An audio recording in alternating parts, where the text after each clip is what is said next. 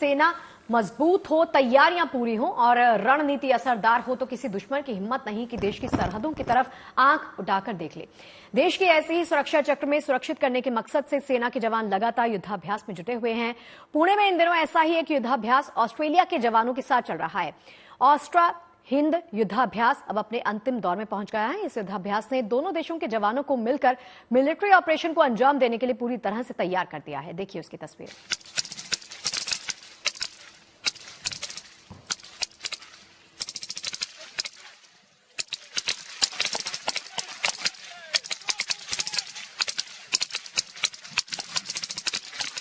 Commander का signal मिलते ही सैनिकों ने मोर्चा संभाला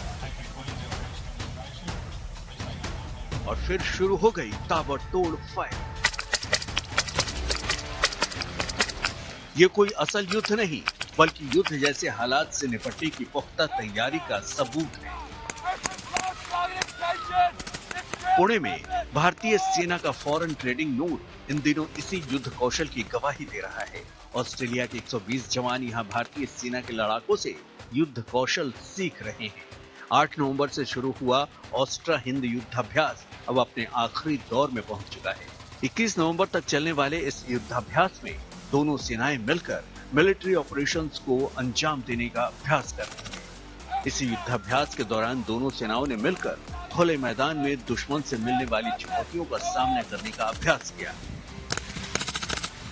खुले मैदान में दुश्मन की फायरिंग सैनिकों के लिए सबसे घातक साबित हो सकती है, लेकिन भारत और ऑस्ट्रेलिया के इन जवानों ने ऐसे मुकाबले में अपनी काबिलियत का लोहा मनवा दिया।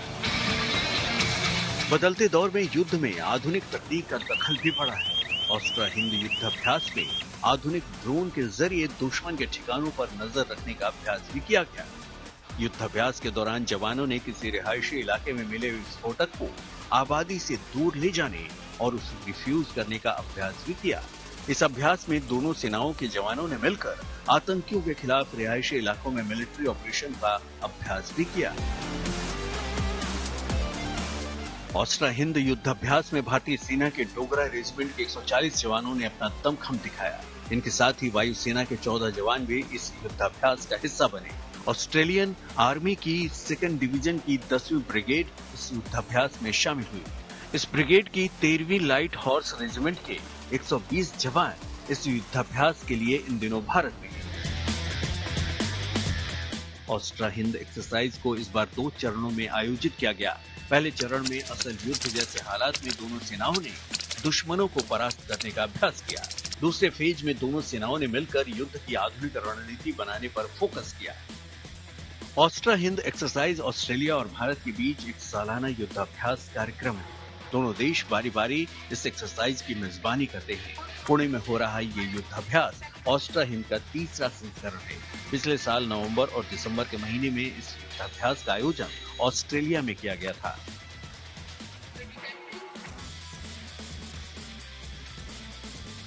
ये युद्धाभ्यास इस बात का प्रमाण है कि आधुनिक हथियारों की मदद से दोनों सेनाएं बेहतरीन तालमेल के साथ दुश्मनों को हर मोर्चे पर परास्त करने के लिए तैयार है। Report good news today.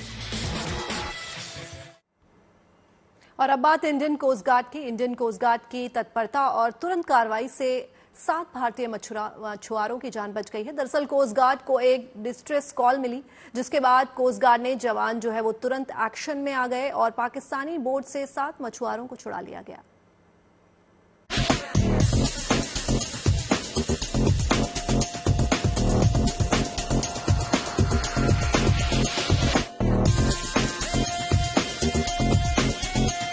समंदर की सीमाओं के प्रहरी भारतीय तटरक्षक बल, मौका पड़ने पर तुरंत कार्रवाई करने वाला कोस्ट गार्ड। एक बार फिर से दुश्मन को चारों खाने मात देकर भारतीय मछुआरों के लिए रक्षक बना। देवदूत की तरह इंडियन कोस्ट गार्ड के जवानों ने वो कारनामा कर दिखाया है जो भारतीय मछुआरों के लिए जीवनदायिनी साबित हुआ।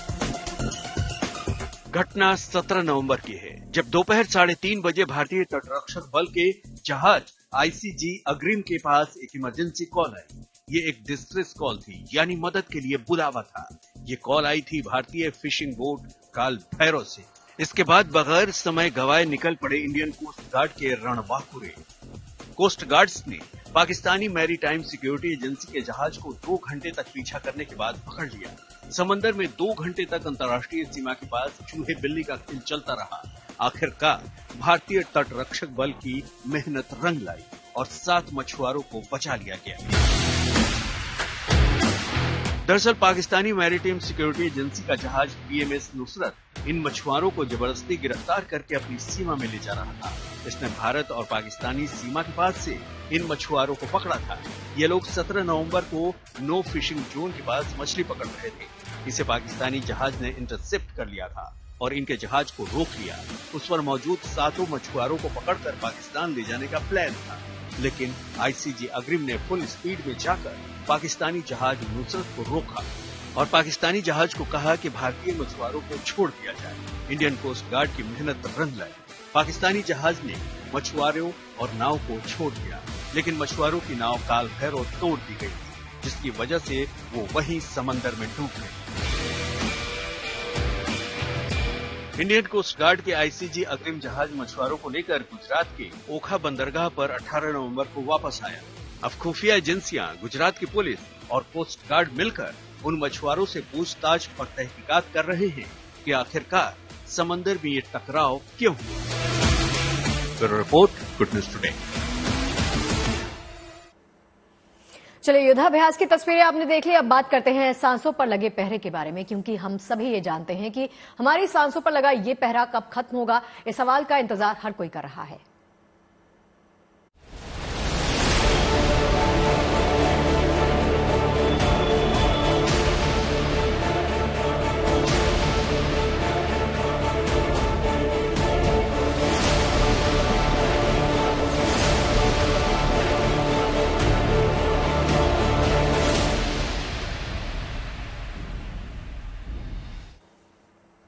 तो दिल्ली और उसके आसपास के शहरों में रहने वाले लोग इन दिनों सांसों के संकट से जूझ रहे हैं। पॉल्यूशन हर साल की परेशानी बन चुका है। ऐसे में अब जरूरत है इस तस्वीर को बदलने की।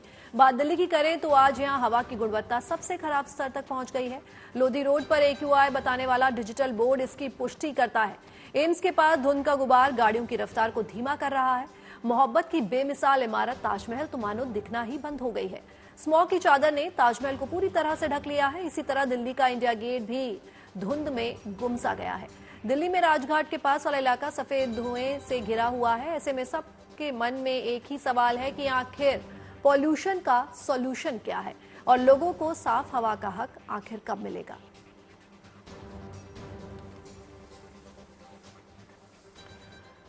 तो देखिए, दिल्ली NCR के क्या हालात हैं ये हम सभी जानते हैं और दिल्ली NCR में वायु प्रदूषण के हालात दिनों दिन बिगड़ते जा रहे हैं। सेहतमंद सांसों पर पहरा लग चुका है। आलम ये हो गया है कि AQI रिकॉर्ड 500 के लेवल के पार चला गया है, यानी हवा बेहद जहरीली हो चुकी है। दम घोटू हवा के चलते दिल्ली NCR के 12वीं तक के स्कूल आज से बंद कर दिए गए हैं। सभी क्लासेस अब ऑनलाइन चलेंगी। यहां तक कि दिल्ली के सारे कॉलेज भी आज से अगले आदेश तक बंद है। साथ ही दिल्ली के सरकारी दफ्तरों के वक्त में भी आज से बदलाव कर दिया गया है।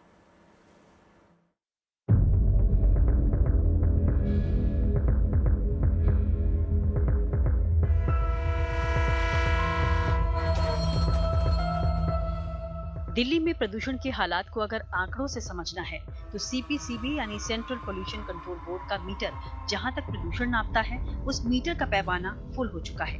मीटर कहता है कि दिल्ली में AQI 500 है, जो कि खतरनाक श्रेणी में आता है, यानी सेहतमंद सांसों के लिए जानलेवा बन चुकी है दिल्ली की आबोहवा। हालात की गंभीरता को देखते हुए सरकार ताबड़तोड़ एक्शन ले रही है। राजधानी में ग्रैब 4 लागू है। सभी तरह के निर्माण कार्यों पर प्रतिबंध है। दिल्ली के बाहर से आने वाले सभी गैर जरूरी ट्रकों की एंट्री पर रोक है और अब दिल्ली में 12वीं तक के स्कूल्स को भी बंद कर दिया गया है। सोमवार से दिल्ली सरकार ने 10वीं और 12वीं को छोड़कर सभी स्कूलों को बंद करने का आदेश दिया था, लेकिन सोमवार को प्रदूषण की खतरनाक स्थिति को देखते हुए आज से 10वीं और 12वीं क्लास को भी ऑनलाइन कर दिया गया है। प्रदूषण से फिलहाल राहत के आसार नहीं दिख रहे, लिहाजा दिल्ली के बाद NCR में आने वाले उत्तर प्रदेश के स्कूल्स को भी आज से बंद कर दिया गया है। नोएडा में DM के आदेश के अनुसार 23 नवंबर तक 12वीं तक के स्कूल ऑनलाइन चलेंगे। 23 नवंबर के बाद फिर से स्थितियों को देखकर ही आगे का फैसला लिया जाएगा। वहीं फरीदाबाद में अगले आदेश तक 12वीं तक के सभी प्राइवेट और सरकारी स्कूल्स को बंद कर दिया गया है। सारी क्लासेस अब ऑनलाइन मोड पर चलेंगी। गाजियाबाद के जिलाधिकारी ने भी अगले आदेश तक 12वीं तक के क्लास को ऑनलाइन चलाने का आदेश दिया है। गुरुग्राम में भी 12वीं तक के स्कूल्स को बंद कर दिया गया है। यहाँ भी छात्रों की क्लासेस ऑनलाइन चलेंगी। देश की सर्वोच्च अदालत ने CAQM को सख्त हिदायत दी है कि भले ही AQI 450 से नीचे आ जाए, लेकिन उसकी अनुमति के बगैर ग्रैब 4 के प्रतिबंध नहीं हटेंगे, जिसमें निर्माण कार्यों पर पूरी तरह से रोक के अलावा 12वीं तक के स्कूल्स को बंद करना शामिल है। सुप्रीम कोर्ट के आदेश के बाद दिल्ली यूनिवर्सिटी ने भी अपने सभी कॉलेजेस को बंद कर दिया है। 23 नवंबर तक अब सभी क्लास ऑनलाइन मोड पर चलेंगी। हालांकि यूनिवर्सिटी की परीक्षाओं और इंटरव्यू के शेड्यूल में कोई बदलाव नहीं किया गया है। बढ़ते प्रदूषण को देखते हुए दिल्ली के दफ्तरों के समय में भी बदलाव किया गया है। दफ्तरों को अलग अलग समय खोलने और बंद करने का फैसला लिया गया है। अब MCD के दफ्तरों में सुबह 8:30 बजे से लेकर शाम 5 बजे तक काम होगा। दिल्ली सरकार के दफ्तर सुबह 10 बजे से लेकर शाम 6:30 बजे तक काम करेंगे। ये आदेश 28 फरवरी 2025 तक लागू रहेगा। हवा की गुणवत्ता में अगर आने वाले दिनों में सुधार नहीं होता है तो मुमकिन है कि ग्रैब 4 के प्रतिबंधों के बाद सरकार को और भी कड़े कदम उठाने पड़ सकते हैं। Bureau report, good news today. हवा बेहद खराब है और बचाव ही उपाय है, लेकिन कैसे करें अपना और अपनों का बचाव? आसान भाषा में जानिए डॉक्टर से। दिन पर दिन दिल्ली गैस चैम्बर का रूप लेते जा रही है। यूं कहे तो अब सांस का आपातकाल वाकई में लोगों को देखना पड़ रहा है। बात करने के लिए हमारे साथ डॉक्टर बॉबी बलोत्रा है, जो सीनियर पल्मोनोलॉजिस्ट है। सर, आप बाहर हो खुद इस एयर में, जो आप इस वक्त सांस ले रहे हैं, कैसा महसूस कर रहे हैं? सबसे पहले तो मैं आपसे जानना चाहूंगी। काफ़ी घुटन महसूस होती है, और अगर प्रोलॉन्ग बिना मास्क के, N95 मास्क है, इसके बिना अगर मैं एक हॉस्पिटल से दूसरे हॉस्पिटल में जाता हूँ तो चेस्ट में पेन तक होना शुरू हो जाता है। Although I am not a asthmatic और COPD पेशेंट, बट इतना ज़्यादा प्रदूषण है, नाक, कान, गला, आंखें सब जलती हैं। तो सर, N95 तो एक है बचाव का, कि बाहर निकले तो N95 जरूर पहने। लोग कपड़े भी मतलब मुंह में बांध के निकल रहे हैं, जो N95 ले सकता है वो N95 भी ले रहे हैं। लेकिन बचाव इस मतलब जो स्तर लगातार जो है घटता जा रहा है, खराब श्रेणी में पहुंच रहा है हवा का स्तर, इससे बचा कैसा जाए? किस तरीके से खुद को हम लोग जो है सुरक्षित रख सकते हैं? देखो, ये जो पॉल्यूशन है ये इफेक्ट तो कर रहा है। इसकी मात्रा जितनी ज़्यादा होगी उतना ही ज़्यादा बॉडी पे इफेक्ट करेगा। तो जितना इंडोर रहें उतना अच्छा है। जितना एयर प्यूरिफायर या घर के अंदर प्यूरिफाइंग प्लांट्स लगा के अपने घर को जो है वो एयर प्रदूषण से कम अंदर आने दें, वो बेटर रहेगा।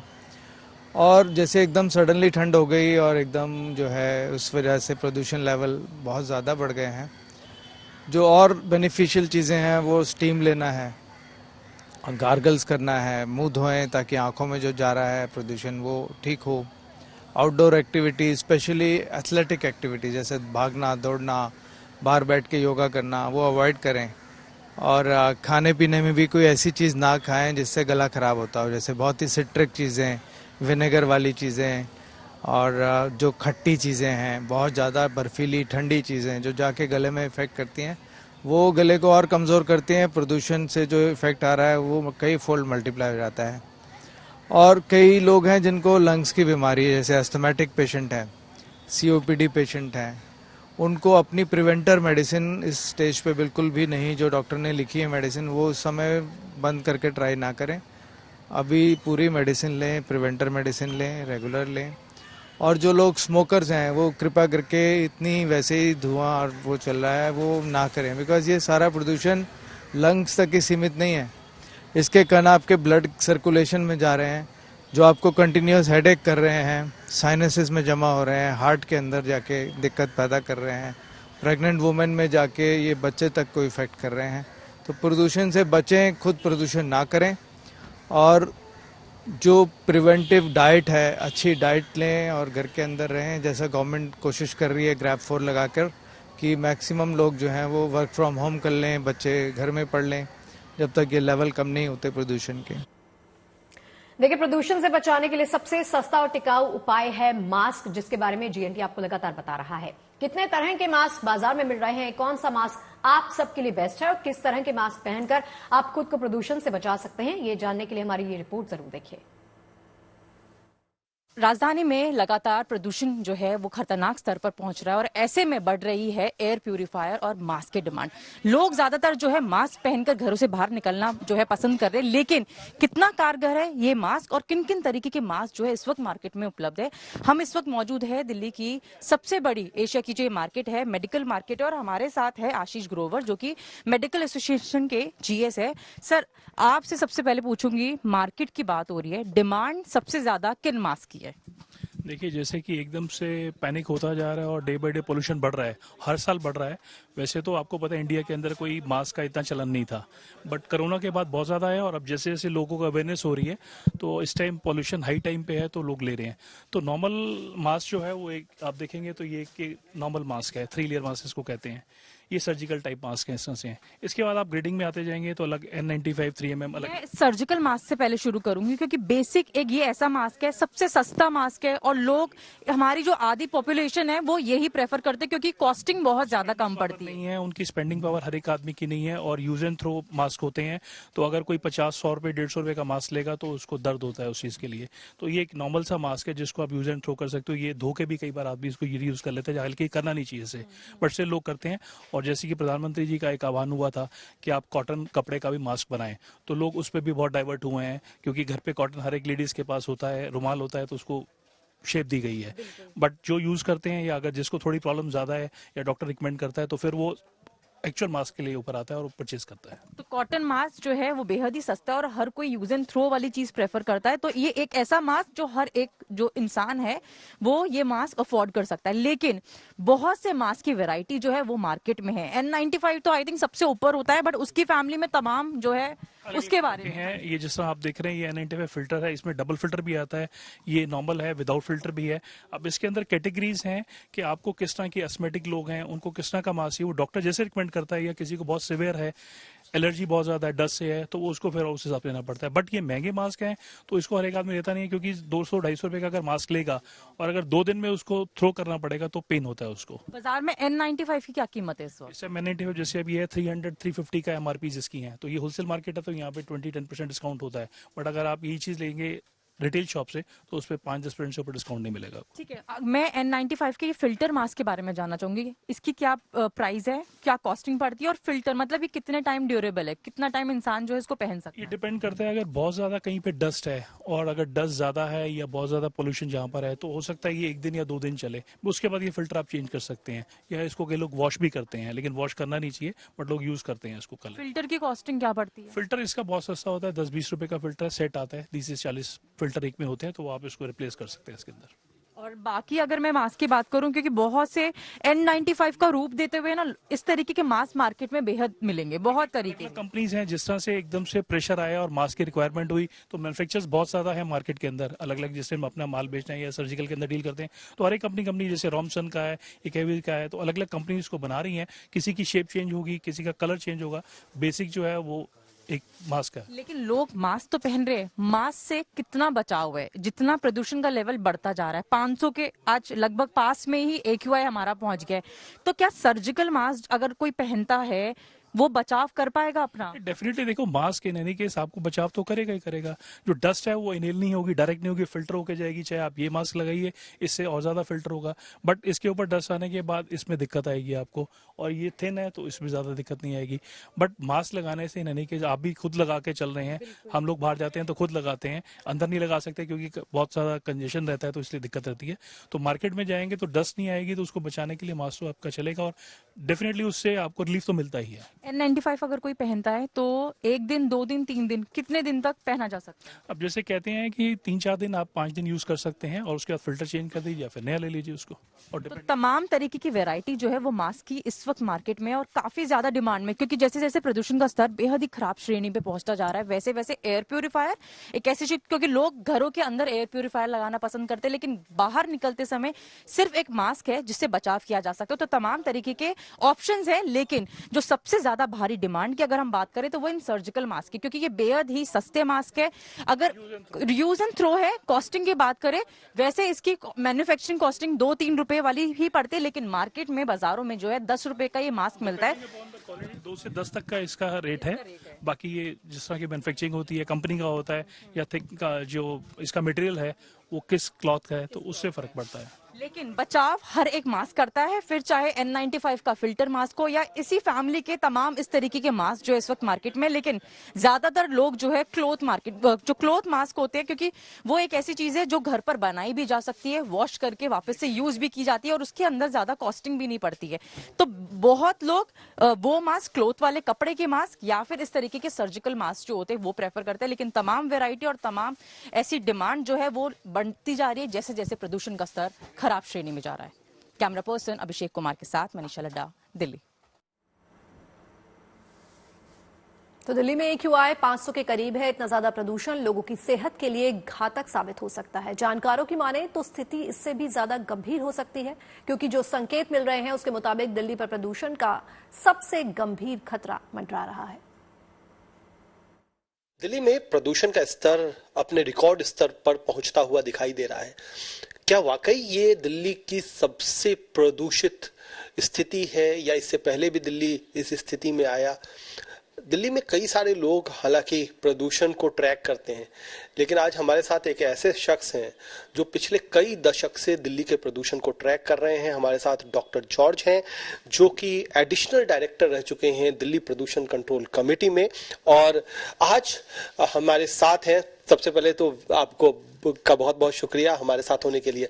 जॉर्ज साहब, सबसे पहला सवाल, ये जो 2024 का स्मॉग है, क्या ये सबसे ज्यादा प्रदूषित साल का स्मॉग है आज तक की हिस्ट्री में, आज तक के इतिहास में? कुणाल, जहां तक स्मोक का सवाल है, जो नवंबर में जो स्मोक आता है, इसको सबसे पहले अपन ने डिटेक्ट किया था 2012 में, और 2012 के बाद जो मेजर माना जाता है वो 2016 का था, 2016 का। लेकिन जो स्मॉग मैं कल से देख रहा हूं, जो हम सीवियर प्लस में है और जिस स्थिति में है, उससे ऑफ कोर्स अभी डेटा वगैरह आपको चेक करना पड़ेगा, लेकिन यस, विजुअली जो है we are in the one of the worst smog, and I think it is the worst smog observed in Delhi in last 10-12 years। एक बात और भी समझ में जो आती है कि कई सारी चीजें जो हैं वो दिखती हैं, लेकिन दिखती तो है, हमें स्मॉग दिख रहा है, हमें दिख रहा है कि कितना ज्यादा प्रदूषण है, लेकिन कई सारी चीजें हमें थोड़ा स्पष्ट तौर पर, ये नासा का हमारे सामने है, ये मैप है, इसको जरा एक्सप्लेन कीजिए, क्योंकि यहाँ पर हमें कुछ सफेद जो स्पॉट दिख रहा है वो क्या है, थोड़ा सा सर एक्सप्लेन कर दें इसको। देखिए, जो सफेद पैच जो दिखाई दे रहा है, ये वो धुआं है। धुआं का आप कह सकते हैं एक तरह से एक बादल है, गुबार है जो पूरा, ये जो कुछ पिंकिश गुलाबी कलर का कुछ दिख रहा है, ये इनहैबिटेशन है, और ये दिल्ली है जो आप देख पा रहे हैं। और इस समय जो मैंने कहा कि अभी आपको देखना पड़ेगा कि ये वर्स्ट होगा या नहीं, अभी ये गुबार आपकी तरफ मूव कर रहा है। ये क्यों मूव कर रहा है?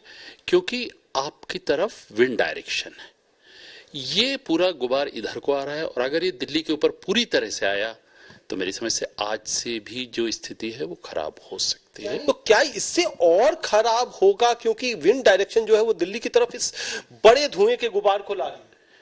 जी हाँ, विंड डायरेक्शन तो अभी दिल्ली की तरफ मूव कर रहा है, स्पेशली ट्रांसपोर्ट लेवल पे, क्योंकि जनरली कहा जाता है कि हम लोग बोलते हैं कि काम कंडीशन है, वो काम कंडीशन जो बोलते हैं ग्राउंड लेवल पर बोलते हैं, लेकिन ये जो गुबार, ये जो धुंध आपकी तरफ मूव होती है, ये ट्रांसपोर्ट लेवल पे होती है। तो अभी इस समय ट्रांसपोर्ट लेवल जो है विंड डायरेक्शन दिल्ली की तरफ है। शायद हम इस मैप में इसको देख पाए, अगर कैमरा आपका चूज कर पाए, तो ये मूविंग डॉट्स जो दिखाई दे रहे हैं, ये उस लेवल पर आपकी धुंध को, हवा की डायरेक्शन इस तरफ है, यानी आप डाउन विंड में हैं, अगर गुबार मूव कर रहा है तो आपकी तरफ आएगा जरूर। तो दिल्ली में प्रदूषण के हालात चिंताजनक हैं। ग्रैप का चौथा चरण पहले ही लागू हो चुका है। अब सरकार ऑड इवन लागू करने पर विचार कर रही है। हालांकि अभी इस पर कोई फैसला तो नहीं लिया गया। प्रदूषण से निपटने के लिए सरकार की तैयारियां क्या हैं, देखिए पर्यावरण मंत्री गोपाल राय ने क्या कुछ कहा, सुनिए जरा। ऑड इवन को लेकर के भी हम चर्चा कर रहे हैं, लेकिन अभी जो एक्सपर्ट्स का कहना है कि हमने इतना ज्यादा अभी बैन ऑलरेडी लगा दिया है, इतनी सारे मतलब व्हीकल्स पे लगा दिया है कि अभी मतलब उसको लोग एग्जामिन कर रहे हैं कि इससे ज्यादा और कितना इम्पैक्ट पड़ेगा उसका। हमें लगता है कि अब वो समय आ गया है कि दिल्ली के अंदर इस स्मॉग की चादर को तोड़ने के लिए, दिल्ली के लोगों को प्रदूषण से मुक्त कराने के लिए आर्टिफिशियल रेन कराई जाए। एलन मस्क की स्पेसएक्स कंपनी ने 18 नवंबर की आधी रात फॉल्कन 9 रॉकेट से भारत के GSAT-N2 कम्युनिकेशन सैटेलाइट को लॉन्च किया। 4700 किलो वजन के इस सैटेलाइट को 14 साल के मिशन के लिए बनाया गया। इसे जियो स्टेशनरी ट्रांसफर ऑर्बिट से स्थापित किया गया है। ये satellite high speed broadband internet connectivity और डिजिटल वीडियो ऑडियो ट्रांसमिशन उपलब्ध कराएगा। GSAT-N2 की इस तरह से इसको डिजाइन किया गया है जिससे हवाई जहाज में उड़ान के दौरान मोबाइल इंटरनेट की सुविधा आपको मिल सकेगी। इसरो ने कहा है कि GSAT-20 सैटेलाइट का नाम GSAT-N2 होगा और इससे दूर दराज के इलाकों में ब्रॉडबैंड इंटरनेट जो है उसकी सुविधा उपलब्ध हो सकेगी। ये पहला मौका है जब भारतीय अंतरिक्ष अनुसंधान संगठन ने पहली बार किसी अमेरिकी कारोबारी की कंपनी की मदद से अपना कम्युनिकेशन सैटेलाइट अंतरिक्ष में भेजा है।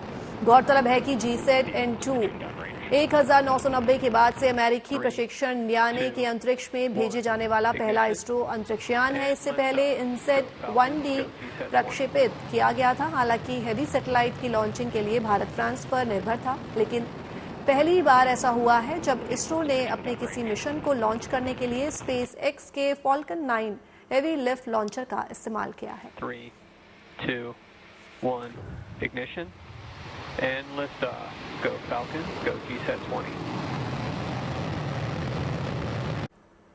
स्पेस के बाद अब बात आध्यात्मिक दुनिया की। रविवार रात को बंद हुए बद्रीनाथ धाम के कपाट की शुभ तस्वीरें सामने देखी। अब आपको दिखाते हैं बद्री विशाल के मुख्य देव सदस्य भगवान उद्धव जी और कुबेर जी और शंकराचार्य की डोली यात्रा के पांडुकेश्वर निकलने की तस्वीरें, क्योंकि जोशीमठ के पांडुकेश्वर और नरसिंह मंदिर में ही अगले 6 महीने तीनों की अपने अपनी शीतकालीन गद्दी स्थल पर पूजा अर्चना होगी। डोलियों को बद्रीनाथ धाम से जाने के इन्हीं भक्तिमय पलों के कई श्रद्धालु साक्षी बने।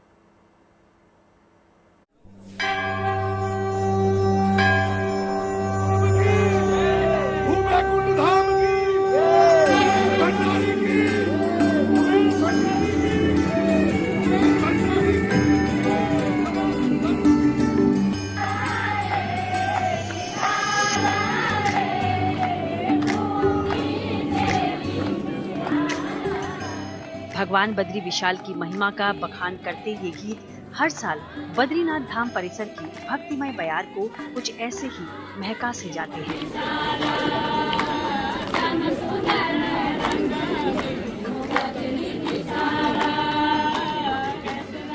सेना का मधुर बैंड हो, ढोल दमाओं की परंपरागत धुन और इस बीच श्रद्धा भक्ति से भरा अपार जनसमूह भगवान बद्री विशाल को विदा करता है।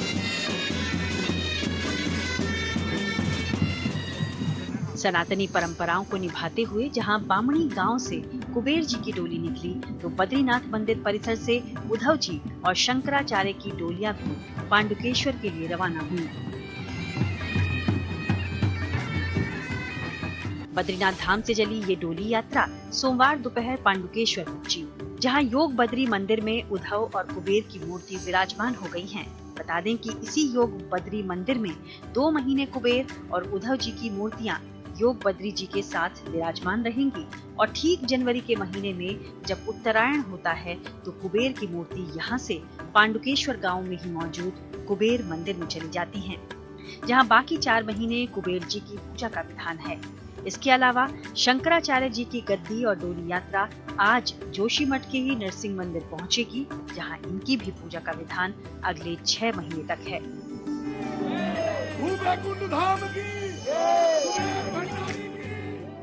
बीते रविवार रात 9:07 के शुभ मुहूर्त में बद्रीनाथ धाम के कपाट बंद किए गए और अब क्योंकि ये मौसम भारी बर्फबारी का है, इसलिए अगले 6 महीने भगवान बद्री विशाल के दर्शन पूजन के लिए कई श्रद्धालु पांडुकेश्वर भी पहुंचते हैं। भैया-दूज पर बाबा केदारनाथ धाम के कपाट बंद हुए, जिसके बाद गंगोत्री और यमुनोत्री धाम के कपाट भी शीतकाल के लिए बंद कर दिए गए। इसके अलावा पंच केदारेश्वर और दूसरे धामों के कपाट भी सनातनी परंपरा को निभाने के साथ बंद किए जा चुके हैं। लेकिन सबसे आखिर में बद्रीनाथ धाम के कपाट जब बंद होते हैं, उसके साथ ही 4 धाम यात्रा का भी आधिकारिक तौर पर समापन होता है। चमोली से कमल नयन सिलोरी के साथ bureau report, good news today. माता वैष्णो देवी के दर्शन करने के लिए एक और खास सौगात श्रद्धालुओं को मिल रही है। दरअसल श्राइन बोर्ड ने यात्रा को और सुगम बनाने के लिए, सरल बनाने के लिए एक बहुप्रतीक्षित रोपवे प्रोजेक्ट की शुरुआत कर दी है।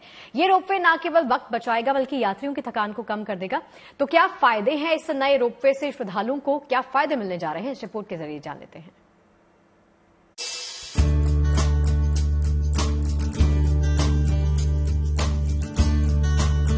माता वैष्णो देवी के भक्तों को नई सौगात।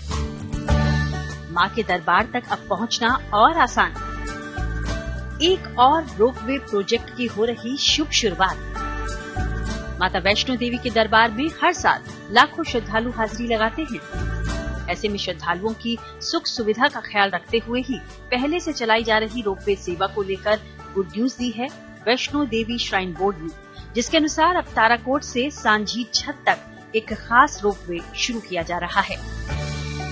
समय की बचत करते हुए 13 किलोमीटर के पैदल मार्ग को इस नई रोपवे सेवा के जरिए मिनटों में पूरा किया जाएगा। आप इस रोपवे के सहारे कटरा स्थित बेस कैंप ताराकोट से सांझी छत तक पहुंच जाएंगे। इस रोपवे में गंडोला केबल कार सिस्टम का इस्तेमाल होगा। सरकार की इस प्रोजेक्ट से पर्यटन को बढ़ाने में भी मदद मिलेगी। श्राइन बोर्ड के अनुसार पिछले कुछ सालों से मां के दर्शन के लिए आने वाले श्रद्धालुओं की संख्या में काफी वृद्धि हुई है। इस रोपवे प्रोजेक्ट से माता रानी के दर्शन यात्रा में क्रांतिकारी बदलाव आने की उम्मीद है। विशेष तौर पर उन श्रद्धालुओं के लिए ये सेवा वरदान साबित होगी जो शारीरिक या दूसरी वजहों से मां के दरबार तक पहुंच नहीं पाते या कठिनाई महसूस करते हैं। पिछले साल भी हमने देखा कि 95 लाख का आंकड़ा यात्रा ने पार किया सन 2023 में, और इस साल भी एक अच्छा ट्रेंड हमें यात्रा नंबर्स में अब तक देखने को मिल रहा है और हमें उम्मीद है कि आने वाले समय में ये संख्या और बढ़ेगी। और इन्हीं चीजों को देखते हुए बोर्ड का प्रयास रहता है कि कैसे यात्रियों की जो ये यात्रा है उसको और सरल बनाया जाए, सुगम बनाया जाए और कैसे बेहतरी यात्री सुविधाओं में लाई जा सके। यकीनन वैष्णो देवी के दर्शन को जाने वाले श्रद्धालुओं के लिए रोपवे की ये सौगात एक नया अनुभव देगी। इसके साथ ही ये नया रोपवे प्रोजेक्ट माता वैष्णो देवी यात्रा को नई दिशा देने वाला कदम भी है, जहां ये रोपवे प्रोजेक्ट न केवल धार्मिक नजरिए से बल्कि आर्थिक दृष्टि से भी खास है।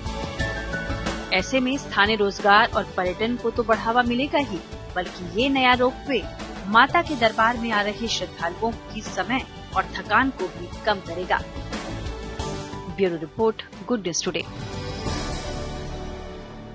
राजस्थान के बीकानेर में एक आदमी साइबर थाने में मुकदमा दर्ज करवाने गया। उसके पास व्हाट्सएप पर एक शादी के कार्ड की फाइल थी, जिसे उसने खोलकर देखा तो वो किसी जानने वाले का नहीं था। लेकिन 4 दिन बाद उसके अकाउंट से 4.5 लाख रुपए निकल गए। इसलिए सभी को नए तरीके से हो रहे साइबर फ्रॉड के बारे में अलर्ट रहने की बेहद ज्यादा जरूरत है। क्या है ये पूरा मामला, देखिए इस खास रिपोर्ट में।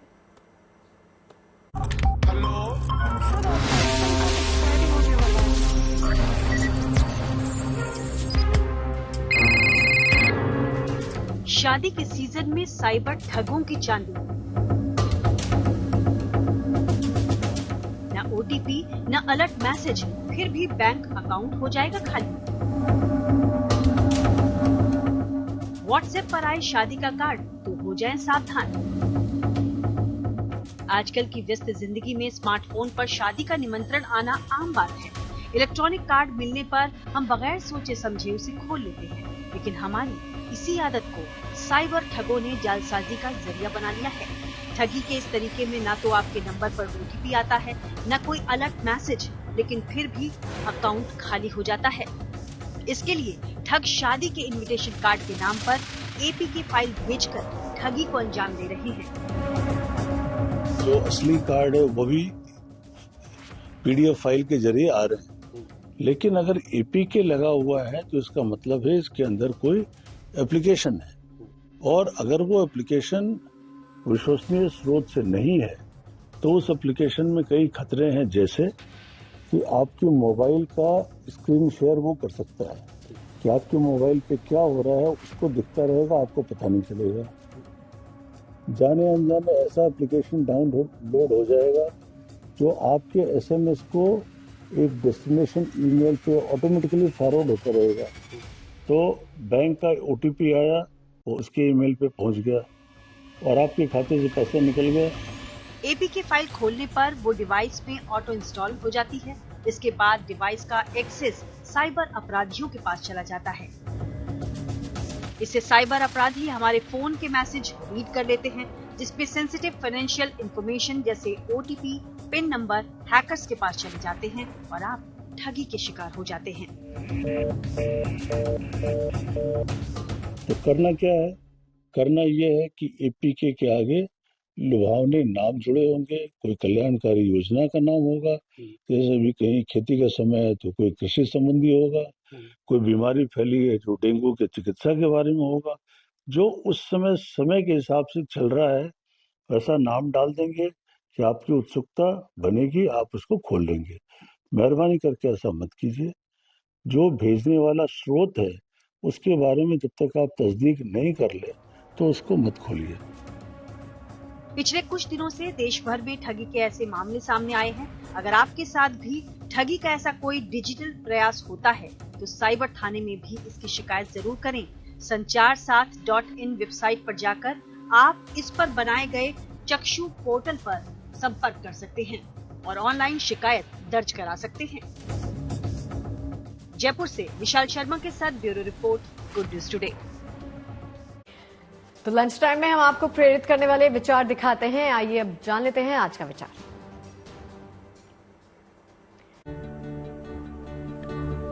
आज देश की पूर्व प्रधानमंत्री इंदिरा गांधी का जन्मदिन है। उनके दृढ़ निश्चय और निर्भीक फैसलों ने देश के इतिहास पर अमिट छाप छोड़ी। उन्होंने कहा था कि जो अपने देश की सेवा करते हैं उनके लिए कुछ भी असंभव नहीं।